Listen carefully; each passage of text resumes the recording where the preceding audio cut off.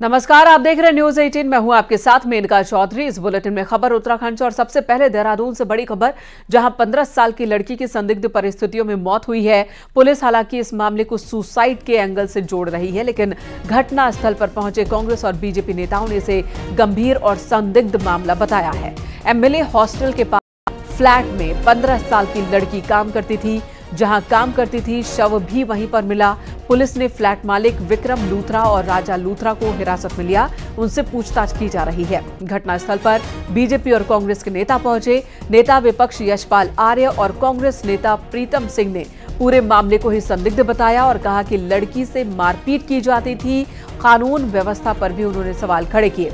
वहीं मौके पर पहुंचे बीजेपी विधायक विनोद चमोली ने भी इसे गंभीर मसला बताया और आरोपियों की तुरंत गिरफ्तारी की मांग की है।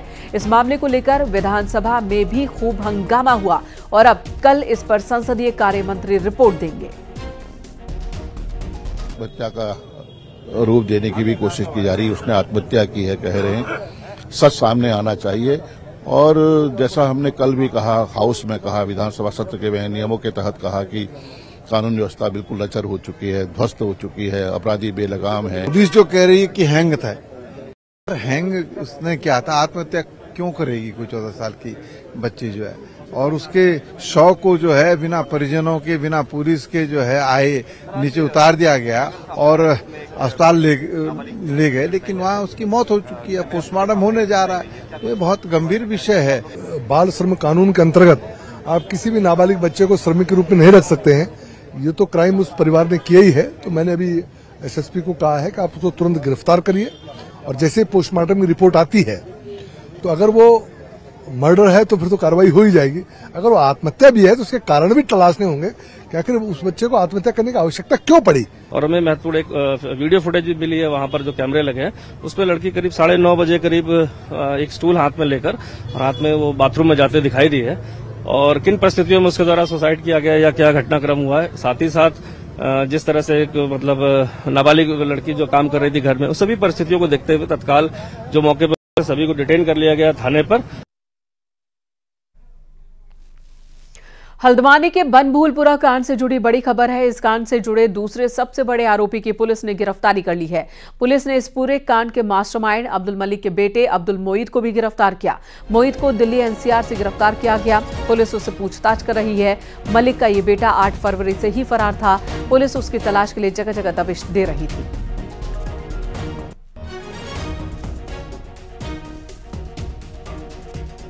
देखिए, बनभूलपुरा हिंसा में जितने भी नामजद अभियुक्त थे उनमें से फरार चल रहे जो अभियुक्त अब्दुल मोईद, उसकी आज हमारी टीम ने गिरफ्तारी की है।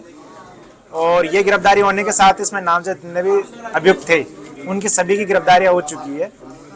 ये जो अभियुक्त है इसको हमने दिल्ली से गिरफ्तार किया गया है और ये जो शानदार कार्य है इसके लिए मेरी टीम को मेरी तरफ से 2,500 रुपये का और डीआईजी कुमाऊं की तरफ से इस टीम को 5,000 रुपये का इनाम दिया गया है। दिल्ली से बड़ी खबर, यहां बीजेपी चुनाव कमेटी की मीटिंग हो रही है, जिसमें उत्तराखंड के लोकसभा उम्मीदवारों पर भी फैसला हो सकता है। बैठक में पीएम मोदी के साथ ही अमित शाह, जेपी नड्डा शामिल होने वाले हैं। 8 बजे के आसपास पीएम मोदी बैठक में पहुंचेंगे। अन्य नेताओं के पहुंचने का सिलसिला जारी है।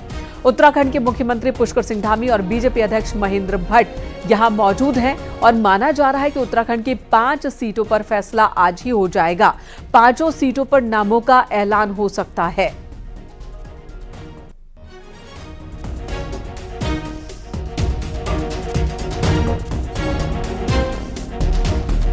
बीजेपी अब किसी भी समय लोकसभा चुनाव के लिए कैंडिडेट की लिस्ट जारी कर सकती है। सूत्रों की माने तो कैंडिडेट सिलेक्शन के मामले में उत्तराखंड में बीजेपी चौंका सकती है और इसका इंपैक्ट सरकार से लेकर संगठन दोनों पर नजर आ सकता है।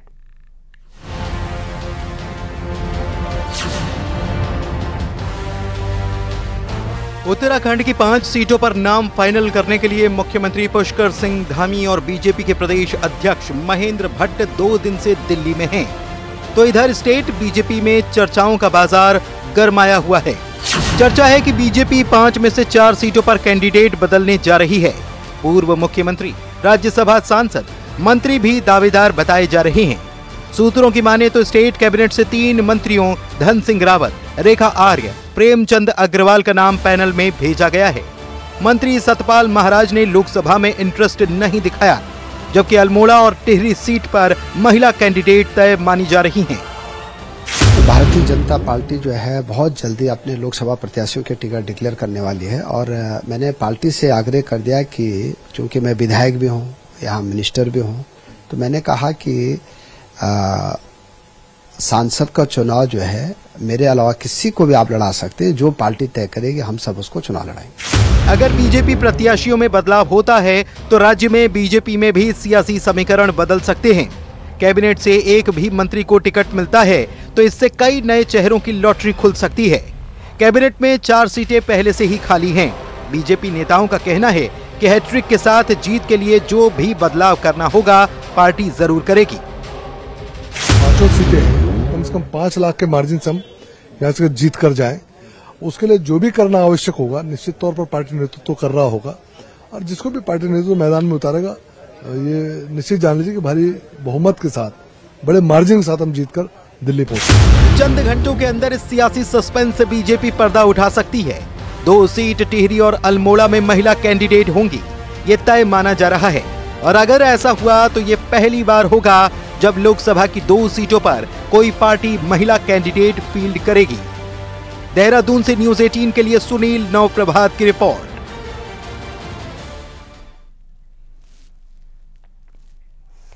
और कांग्रेस की बात करें तो कांग्रेस प्रत्याशियों को लेकर अभी इंतजार और करना हो सकता है। अब लोकसभा चुनाव के लिए कांग्रेस की स्क्रीनिंग कमेटी की बैठक 2 मार्च को होगी।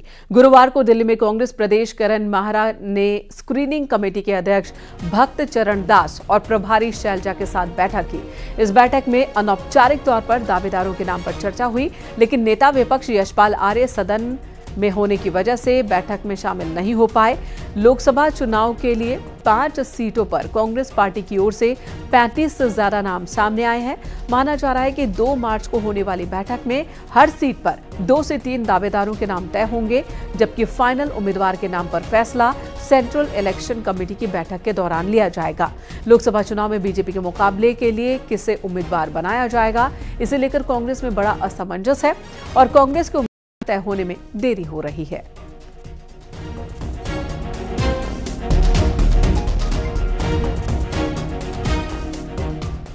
तो लोकसभा चुनाव के दौरान टिकट को लेकर दावेदारी का दौर चल रहा है। गुरुवार को महिला कांग्रेस की प्रदेश अध्यक्ष ज्योति रौतेला ने दिल्ली में राष्ट्रीय अध्यक्ष मल्लिकार्जुन खड़गे से मुलाकात की।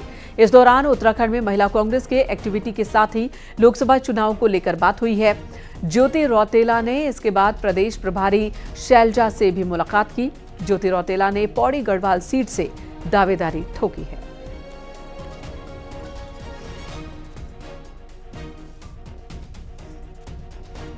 देहरादून को उत्तराखंड की स्थायी राजधानी बना देना चाहिए। बजट पर चर्चा के दौरान ये मांग किच्छा से कांग्रेस विधायक तिलक राज बेहड़ ने की है। उन्होंने कहा कि ग्रीष्मकालीन राजधानी गैंडसैंड के लिए बजट में 20 करोड़ की व्यवस्था है, लेकिन स्थायी राजधानी की कोई बात नहीं। कांग्रेस विधायक तिलक राज बेहड़ ने कहा कि 23 साल से राज्य की परमानेंट राजधानी नहीं है, इसलिए अब पक्ष विपक्ष को तय करना चाहिए कि देहरादून में स्थायी राजधानी हो।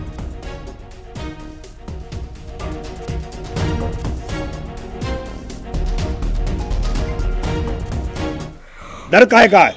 लाएं, हम समर्थन करेंगे। विधानसभा के अंदर बजट का प्राविधान करें, दें, घोषणा करें। मेरी मांग है कि अब स्थायी राजधानी देहरादून के अंदर बननी चाहिए। इससे हटकर अब कहीं नहीं बननी चाहिए। अस्थायी राजधानी ग्रीष्मकालीन गैरसैंण में हो, हमें कोई आपत्ति नहीं है, हम स्वीकार करेंगे। जाते हैं, पहले भी स्वीकार करते हैं, एक लंबा अनुभव हो गया है। और उत्तराखंड में गैंगस्टर एक्ट का संशोधन विधेयक आज विधानसभा में पास हो गया और अब कई बड़े मामलों पर गैंगस्टर एक्ट के दायरे में लाए जाएंगे। कार्रवाई होगी। 17 तरह के अपराधों में गैंगस्टर लगाया जाएगा। गौ तस्करी पर शिकंजा कसा जाएगा। वहीं बंधुआ मजदूरी, बाल श्रम, यौन शोषण, भिक्षावृत्ति, नकली करेंसी, नकली दवाओं के कारोबार और सांप्रदायिकता के लिए उकसाने जैसे मामलों में भी गैंगस्टर एक्ट के तहत कार्रवाई हो सकेगी। इसके लिए सरकार ने कानून में बड़ा बदलाव किया है।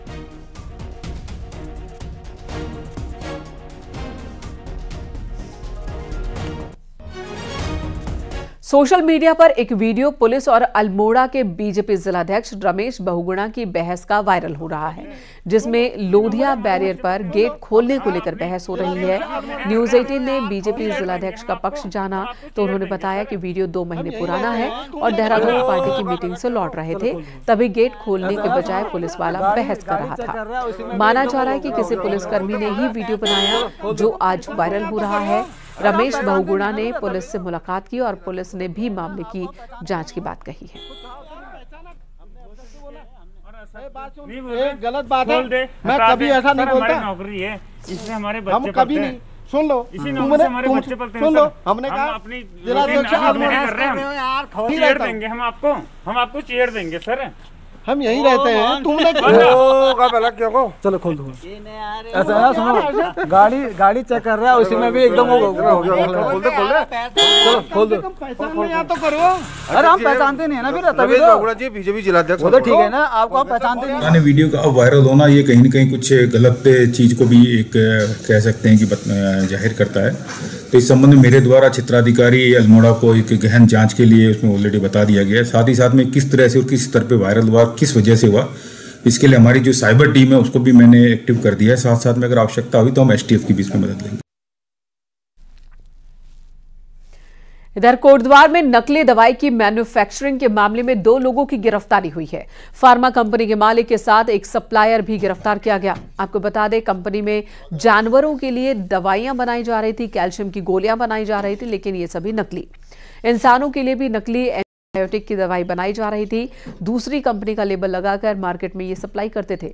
आपको बता दें, कोटद्वार के सिडकुल में एक फार्मा कंपनी पर तेलंगाना स्टेट के ड्रग विभाग की टीम ने छापेमारी की। बताया जा रहा है कि तेलंगाना में पुलिस ने जानवरों की नकली दवाइयों की खेप पकड़ी थी, जिसके बाद ही ये छापेमारी की गई। ड्रग इंस्पेक्टर ने बताया कि फार्मा कंपनी में एंटीबायोटिक की दवा के बदले उसमें आटे की पैकिंग की जा रही थी और उस पर नामी कंपनियों का लेबल लगाया जा रहा था और फिर इसे दूसरे राज्यों में सप्लाई कर दिया जाता था। टीम ने कंपनी से 43 लाख की नकली दवाइयां जब्त की है। नेक्टार कंपनी है ना, इधर नेक्टार कंपनी का तो दवाई नहीं है, वो दूसरे कंपनी का इधर बना रहा है, वो तो गलत बात है। तो उसके लिए हमने वो जो भी है मटेरियल उसको सीखा। कितने लोगों की गिरफ्तारी वगैरह हुई? 2 लोगों की गिरफ्तारी। तो उत्तराखंड में नकली दवाएं बनने पर रोक नहीं लग पा रही है। हाल ही में तेलंगाना में पकड़ी गई नकली दवाओं की खेप का कनेक्शन कोटद्वार से निकला, जिसके बाद चर्चा एक बार फिर तेज हो गई है कि आखिर क्या वजह है कि इस पर रोक नहीं लग पा रही। सवाल यह है कि बिना संरक्षण के क्या यह संभव है?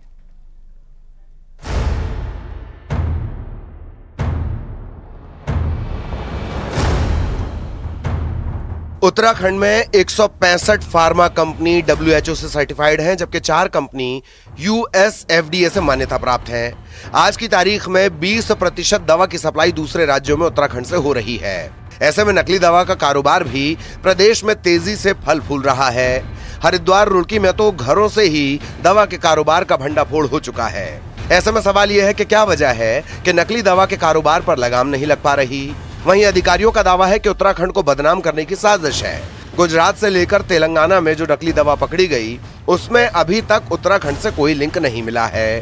तेलंगाना से जो आप कनेक्शन कह रहे हैं, तो वहाँ पर वो गए हैं वहाँ पर, और वहाँ पर उनको वो दवा मिली ही नहीं है। और इस तरह से एक र्यूमर जो क्रिएट किया जा रहा है उत्तराखंड के लिए, क्योंकि उत्तराखंड इस समय 20% एक्सपोर्ट कर रहा है देश का, और अन्य स्टेटों में ये नहीं है, इसलिए उत्तराखंड को बदनाम किया जा रहा है। अभी हाल ही में गुजरात में कंपनी पकड़ी गई है जो उत्तराखंड के नाम से गुजरात में ही दवा बना रही थी। फिलहाल मेरे द्वारा पिछले 6-7 माह में, जब से रुड़की में ऐसे कंपनियां आई हैं, 15 से 20 कंपनियां ऐसी हैं जिनका स्टॉक प्रोडक्शन कराया गया था मेरे द्वारा, और स्टैंडर्ड की टीम भी कई बार हम लोग कंबाइंडली इंस्पेक्शन करते हैं। तो उनमें से 5-7 कंपनियां ही ऐसी हैं जिन्होंने दोबारा से रिकवर किया है और अपने पूरे सिस्टम को अकॉर्डिंग टू GMP जो ज़रूरी है मानक, उनके अकॉर्डिंग पूरा करके उन्हें दोबारा से रीओपन किया गया। बाकी अभी जो है बंद है फिलहाल। वहीं फार्मा इंडस्ट्री के कारोबार से जुड़े लोगों का कहना है कि अब QR कोड के साथ दवा बेची जा रही है। वहीं STF का कहना है कि हम ड्रग विभाग के साथ मिलकर ही कार्रवाई करते हैं। बारकोड आना शुरू हुआ है, लोग उसको स्कैन करके देख सकते हैं कि इसमें कुछ गड़बड़ी तो नहीं है, क्योंकि पहले जैसा नहीं रहा। बिना बारकोड के आती थी, कभी कभी तो ये होता था कि स्टॉकिस्ट को क्या होलसेलर रिटेलर को भी पता नहीं होता असली है कि नकली है। कई बार ऐसी भी शिकायतें आई हैं कि कुछ फर्जी कंपनियां भी चल रही हैं जहां पर नकली दवाइयां बनाई जाती हैं। तो पिछले 2 वर्षों में एसटीएफ के द्वारा इसमें भी कार्रवाई की गई है। कई सारी ऐसी फर्जी फैक्ट्रीज़ को पकड़ा गया है, नकली दवाइयाँ बनाने वाली कंपनीज़ को पकड़ा गया है। तो इसमें हमारे द्वारा टीम लगातार काम करती रहती है और इंटेलिजेंस कलेक्ट करती रहती है। बहरहाल दूसरे राज्यों में मिल रही नकली दवा के तार कई बार उत्तराखंड से जुड़े हैं, जिससे ड्रग विभाग की कार्रवाई पर भी सवाल खड़े हो रहे हैं कि आखिर विभाग क्यों ऐसे लोगों पर कार्रवाई नहीं कर रहा जो या तो नकली दवा बना रहे हैं या फिर ऐसी कंपनियों को किसी भी तरह की मदद कर रहे हैं। हरिद्वार से पुलकेश शुक्ला के साथ देहरादून से भारती सकलानी की रिपोर्ट।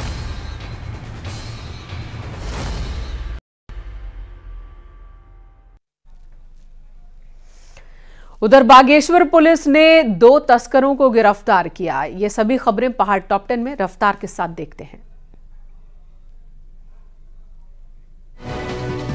बागेश्वर पुलिस ने 2 तस्करों को गिरफ्तार किया, जिसके पास से 500 ग्राम के चरस बरामद किए गए। दोनों आरोपियों को जेल भेजा गया। कोटद्वार में सांड को बांधकर लाठी डंडों से पीटने के मामले में आरोपी पर पशु क्रूरता के तहत केस दर्ज। सोशल मीडिया पर वीडियो हुआ था वायरल। पिथौरागढ़ में दोबांस के ग्रामीणों ने रोड नहीं तो वोट नहीं का ऐलान किया। साथ ही गुरुवार को डीएम ऑफिस के बाहर प्रदर्शन किया। रुद्रप्रयाग में बद्रीनाथ हाईवे पर खाखरा गांव के पास सिरोबगढ़ स्लाइडिंग जोन का नहीं हुआ ट्रीटमेंट। स्थानीय लोगों में प्रशासन को लेकर नाराजगी।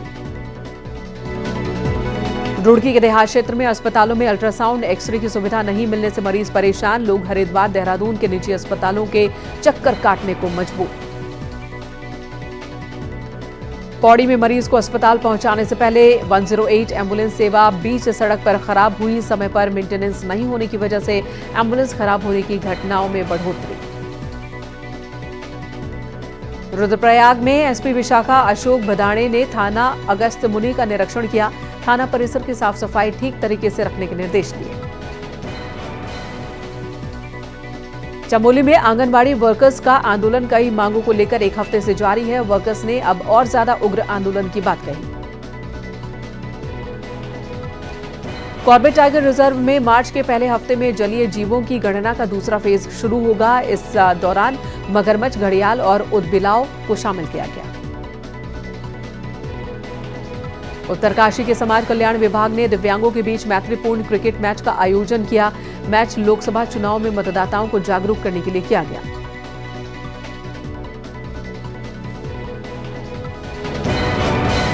पाखरू सफारी घोटाला मामले में आज ईडी ने पूछताछ की। पूर्व मंत्री हरक सिंह रावत की करीबी लक्ष्मी राणा से ईडी दफ्तर में पूछताछ हुई है, जबकि हरक सिंह रावत ने पूछताछ के लिए वो पहुंचे ही नहीं। हरक सिंह रावत ने 1 महीने का वक्त ईडी से मांगा है। उनकी बहू अनुकृति रावत और हरक सिंह रावत की करीबी लक्ष्मी राणा को पूछताछ के लिए समन जारी किया गया था। लक्ष्मी राणा आज ईडी दफ्तर पहुंची, जहां उनसे पूछताछ हुई। हालांकि इस मामले में हरक सिंह रावत को भी समन जारी किया गया है, लेकिन उन्होंने 1 महीने का वक्त मांगा है। वहीं हरक सिंह रावत की बहू अनुकृति रावत को भी समन जारी हुआ है।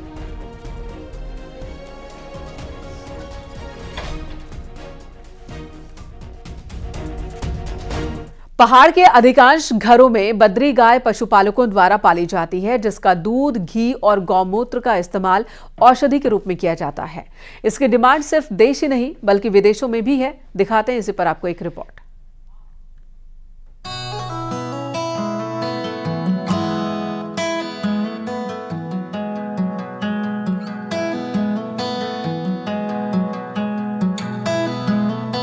शुद्ध दूध और उससे बने उत्पाद तो आपको बाजार में बहुत मिल जाएंगे, लेकिन बद्री गाय को पहाड़ की कामधेनु गाय माना जाता है। बद्री गाय पहाड़ के बुग्यालों में घास से साथ साथ औषधि भी चरती है, जिससे उसका दूध बेहद ही पौष्टिकता से भरपूर होता है। इसके साथ ही दही, घी और गौमूत्र की भी भारी डिमांड है। कई आयुर्वेद संस्थान तो बकायदा बद्री गाय के गौमूत्र को मांगते हैं। बद्री गाय की दूध की खूबियां औषधीय गुणों से भरपूर होता है। दूध कैल्शियम, जिंक समेत कई पोषक तत्व पाए जाते हैं। दूध में 90% A2 genotype beta casein, diabetes के मरीजों के लिए बहुत फायदेमंद, हार्ट से जुड़ी बीमारियों को रोकने में मददगार।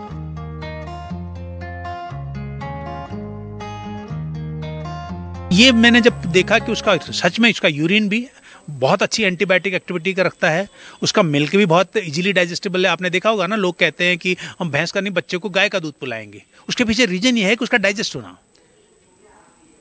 तो उसकी डाइजेस्टिबिलिटी अच्छी है, उसमें जिंक ज्यादा है, उसमें कैल्शियम ज्यादा है, सारी चीजें बहुत अच्छी हैं। बद्री गाय के दूध के साथ ही उसके घी की मांग तो विदेशों तक रही है। एक शोध के अनुसार बद्री गाय के घी कोश भी घी से ही ज्यादा बेहतर माने जाते हैं। क्यों है बद्री गाय के घी की डिमांड? पाचन के लिए बहुत ही बेहतर है घी, रोग प्रतिरोधक क्षमता को बढ़ाता है, हड्डियों, त्वचा और आंखों के लिए फायदेमंद, कोलेस्ट्रॉल कम करता है पहाड़ी घी, एंटीऑक्सीडेंट प्रजनन क्षमता, बाल विकास में मददगार।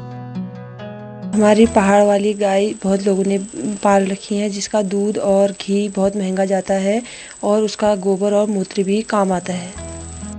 बद्री गाय अपनी छोटी कद की वजह से पहाड़ में कहीं भी आसानी से विचरण कर सकती है। जड़ी बूटी को खाने की वजह से इसका दूध औषधीय गुणों से युक्त होता है। इस गाय का घी बाजार में 5,500 तक बहुत आसानी से बिकता है, तो दूध भी किसी अमृत से कम नहीं है। न्यूज़ 18 के लिए अल्मोड़ा से किशन जोशी की रिपोर्ट।